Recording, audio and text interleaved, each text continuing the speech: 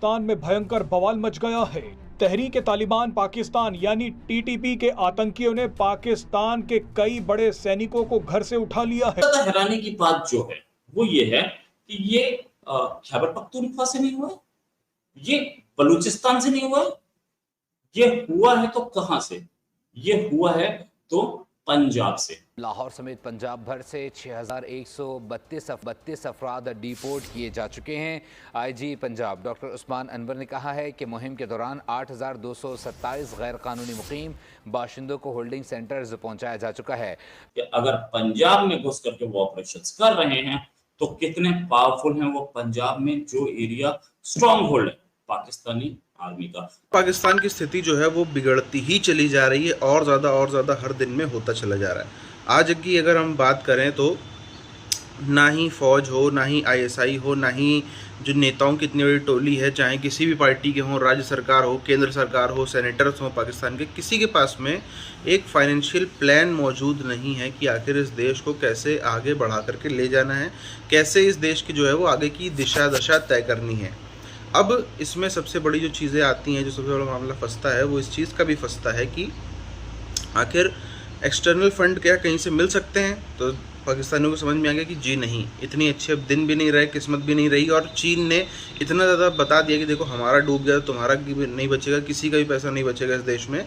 कोई आना भी नहीं चाहता है भटकते भटकते कि पाकिस्तान में हम आकर के 10 पैसा भी डालें। पाकिस्तान में भयंकर बवाल मच गया है।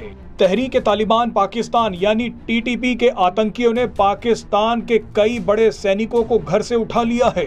पाकिस्तानी सैनिक कैमरे पर आकर बयान दे रहे हैं कि हमें बचा लो, टीटीपी की बातें मान लो वरना कोई नहीं बचेगा। मामला इतना खतरनाक हो गया है कि पाकिस्तान संयुक्त राष्ट्र के सामने जान की भीख मांगने पहुंच गया है। पाकिस्तानी सेना पर टीटीपी का ये हमला उस वक्त हुआ है जब बलूचिस्तान के कई इलाकों में बलूच लिबरेशन आर्मी ने कब्जा कर लिया है। पाकिस्तान को डर है कि उसके 2 बड़े प्रांत उससे छिन सकते हैं, इसीलिए पाकिस्तान अचानक संयुक्त राष्ट्र के सामने पहुंचा है। पाकिस्तान ने संयुक्त राष्ट्र को बताया है कि टीटीपी हमारे देश में कई आतंकी हमले कर रहा है, टीटीपी को रोकना असंभव होता जा रहा है, टीटीपी को अफगानिस्तान का तालिबान मदद दे रहा है, ऐसे में हमारी रक्षा की जाए।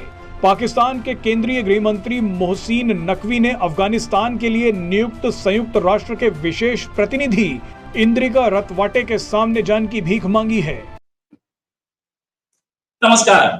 तहरीक-ए-तालिबान पाकिस्तान ने 2 पाकिस्तानी सिक्योरिटी फोर्सेस के 2 आदमियों को एब्डक्ट किया और ये एब्डक्शन तकरीबन 7-8 तारीख की रात में हुआ। 7 और 8 तारीख की दरमियानी रात में अब तक पाकिस्तानी आर्मी रेस्क्यू नहीं कर पा पाई है सिक्योरिटी फोर्सेस के लोग। अच्छा, ये तहरीक-ए-तालिबान पाकिस्तान ने किया, ये तहरीक-ए-तालिबान पाकिस्तान मान चुकी है। लेकिन सबसे ज्यादा हैरानी की बात जो है वो ये है कि ये खैबर पख्तूनख्वा से नहीं हुआ, ये बलूचिस्तान से नहीं हुआ, ये हुआ है तो कहां से? ये हुआ है तो पंजाब से।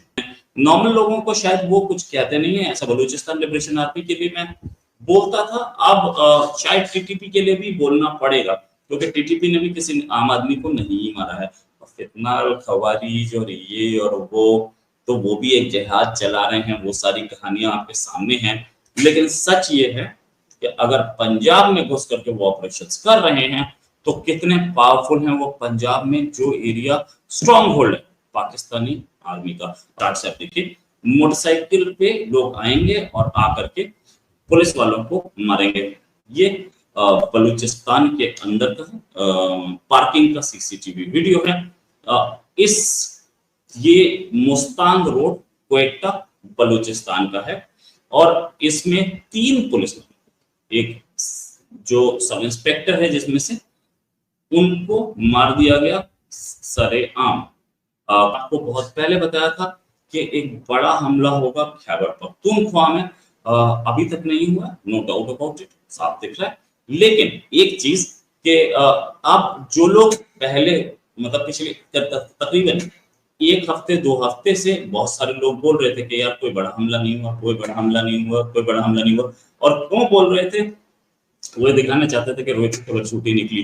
हालांकि सबसे पहले मैं ही खबर देता हूँ, वो बेचारे 1-1 हफ्ते बाद खबरें देते हैं। लेकिन हाँ, एक चीज है कि वो हमला प्लानिंग में है, और क्योंकि मैं उसका एग्जीक्यूशन पार्ट में नहीं हूँ, मेरे को कहीं से खबर मिली कि टीटीपी ने अपने आप को पावरफुल करने के लिए रिक्रूटमेंट शुरू कर दी है। खैबर पख्तूनख्वा से वो लेके जा रहे हैं लोगों को, वहां पे जाकर के वो उनको मतलब जो लड़के मदरसे के हैं उनको ले जाने, हथियार वगैरह देने और उनको वापस आ रहे हैं। देन जो लोग पाकिस्तान से भगाए जा रहे हैं या निकाले जा रहे हैं, अफगानी जो है, अफगान सिटीजन, वो अफगान सिटीजन तो नहीं है, इनफैक्ट सिटीजन पाकिस्तानी नहीं है, वो बेचारे कहाँ के हैं, लेकिन उनका भी रिक्रूटमेंट शुरू हो चुका है। ये भी कि तौसा शरीफ वाली खबर पे हमारी पैनी नजर होगी, धमकी दी गई है कि इनको मारा जा सकता है, लेकिन मैं चाहूंगा कि ये सेफ रहें, बचें, और साथ में ये भी कि इस समय क्या पोजीशन है। इस समय पोजीशन ये है बलूचिस्तान की, बलूचिस्तान में बच्चा प्रोटेस्ट पे आ चुका है, पीसफुल प्रोटेस्ट है। पीएलए बहुत एक्टिव नहीं दिख रही क्योंकि ये पीसफुल प्रोटेस्ट, तो आर्मी को, पाकिस्तानी आर्मी को राइट मिल जाएगा कि इनके ऊपर फोर्स यूज करे, इसलिए पीएलए या ब्रास जो है वो शांत बैठी, लेकिन ब्रास और पीएलए अपने आप को स्ट्रॉन्ग कर रही है। स्ट्रॉन्ग करने का मतलब वो हथियार 2 हफ्ते में आपको बड़ी खबर मिल जाएगी, बड़ा हमला मिल जाएगा बलूचिस्तान से, और बड़ा हमला आपको 1-2 हफ्ते में मिलना चाहिए खैबर पख्तूनख्वा से। हो सकता है बलूचिस्तान वाला और डिले हो जाए क्योंकि महरम बलूच को अरेस्ट रखा हुआ है, तो महरम बलूच की सेफ्टी सिक्योरिटी और दूसरे लोगों की जो बच्चा हथियार उठाए घूम रहा है, सॉरी बच्चा झंडा उठाए घूम रहा है बलूचिस्तान का, उसमें थोड़ा सा हो जाए। लेकिन इधर लाहौर समेत पंजाब भर से 6,132 अफराद डिपोर्ट किए जा चुके हैं। आईजी पंजाब डॉक्टर उस्मान अनवर ने कहा है कि मुहिम के दौरान 8,227 गैर कानूनी मुकीम बाशिंदों को होल्डिंग सेंटर्स पहुंचाया जा चुका है। टीटीपी ने खैबर पख्तूनख्वा प्रांत में मौत का तांडव मचाया हुआ है। टीटीपी ने सबसे पहले पाकिस्तानी आर्मी के एक बड़े अफसर को घर से उठा लिया। इस अफसर का नाम लेफ्टिनेंट कर्नल खालिद है। कर्नल खालिद के अलावा 3 और सैनिक भी उठाए गए हैं। सभी ने कैमरे पर आके कहा है कि हम तभी जिंदा बचेंगे जब पाकिस्तान टीटीपी की सारी बातें मान जाएगा। पाकिस्तान की इकोनॉमी का जो सवाल है वो दिन प्रतिदिन जो है वो बड़ा और खतरनाक होता चला जा रहा है। अब जितना पूरा का पूरा तंत्र है, चाहे वो फौज ही क्यों ना हो, चाहे वो वित्त मंत्रालय स्पेसिफिकली हो, चाहे पूरी के पूरा केंद्रीय हो, चाहे राज्य सरकारें हों, किसी भी बॉडी के पास में एक कोई फाइनेंशियल लॉन्ग टर्म प्लान मौजूद नहीं है। जो एक पिछले 10-20 सालों से स्ट्रेटजी चल रही कि हाँ चाइना से लोन ले लो, अमेरिका से लोन ले लो, कभी IMF आ जाएगा, कभी वर्ल्ड बैंक आ जाएगा, कभी थोड़ा बहुत छोटे खर्चों के लिए सऊदी आ जाएगा, कभी जो है वो चाइना को हम कह देंगे कि भाई 100 बिलियन हमारे इन्वेस्ट करो, हम आपको बलूचिस्तान और ग्वादर और ये वो स्ट्रेटजिक लोकेशन का वो सब करेंगे। सारे के सारे प्लान जो हैं वो एक बार क्योंकि यूज़ कर लिए गए तो दोबारा बार यूज़ में वो आ नहीं सक रहे हैं। वो दोबारा बार उनके ऊपर पे जो है वो ट्रस्ट का बहुत बड़ा फैक्टर हट गया, और चाइना ने इतना दुनिया को बता दिया, सिखा दिया कि देखो हमारा पैसा डूब गया हमारे जैसे शातिर का, तो आपका कहाँ से बच जाएगा। तो इसलिए कोई भी देश, तो वैसे भी हैं भी इतने देश नहीं इन्वेस्ट करने की हालत में, 250 देशों में से इन्वेस्ट करने की हालत वाले मुश्किल से दर्जन भर ही देश हैं पूरी दुनिया में।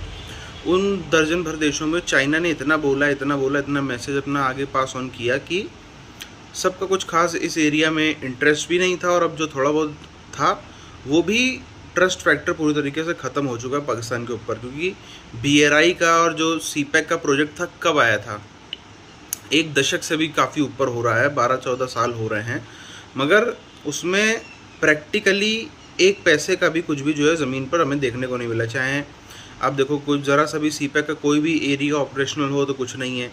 CPEC के संग में रोड भी थी, उसमें जो है वो इंटरनेट का भी था, उसमें जो है एनर्जी सप्लाई भी थी, रेलवे भी था, कुछ भी अभी मौजूदा दिखता नहीं है। बस हाँ बलूचिस्तान में पोर्ट ज़रूर थोड़ा बहुत बन के, कोई पूरा नहीं बना, उसमें भी जो है वो कुछ वहाँ से खास फ़ायदा नहीं हो रहा है।